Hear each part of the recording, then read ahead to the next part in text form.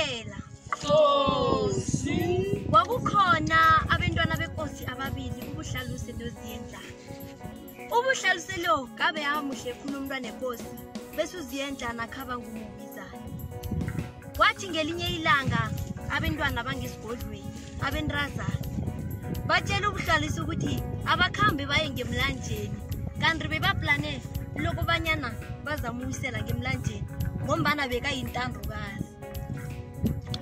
Bakhamba bayenza ngathi bokuphunthana nabafika ngale bambamba ngendaba. Awa lafika elisidlayela kuye-ke angaboni.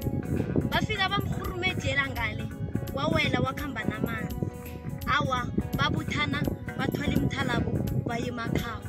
Bafika emakhabo benza ngathi abazili. Awa inkosi yabona lokubanyana umntwanayo sekumalanga amabili akhambile. Bathumela amadoda lokubanyana bomfuna. Awa bakhamba bagega inarha yoke khenge bamthoma.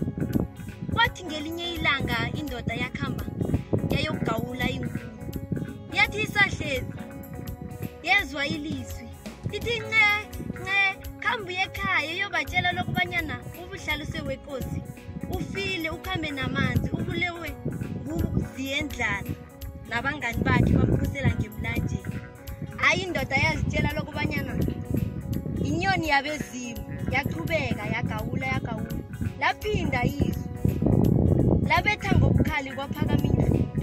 Awa indoda yabona ukuthi ayizingangaye le yagijima yafika enkosini yabatshela lokubanyana izwe inyoni esimanga. Awa bathumela amadoda enkosini lokubanyana ke bakhambe kokuzwa inyoni leyo. Bathi basalalele njalo babona umuntu okude, babona umuntu ngathi uhlubule.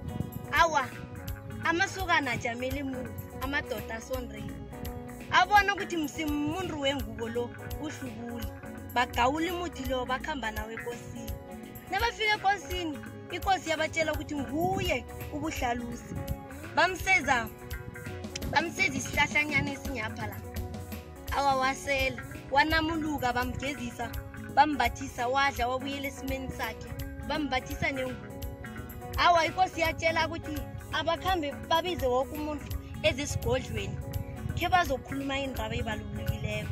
Babiza woke abentrazana bendawo beza nabafika esigodlweni baletha ubuhlaluse ngaphambili. Bababuza lokubanyana kwenzakalani. Awa kwaba zinkukhu ezithunga umlomo. Babulawa boke ngesihlungu kodwa noZiyendlana yena bambulala kancane bamzwisa ubuhlungu bewafa.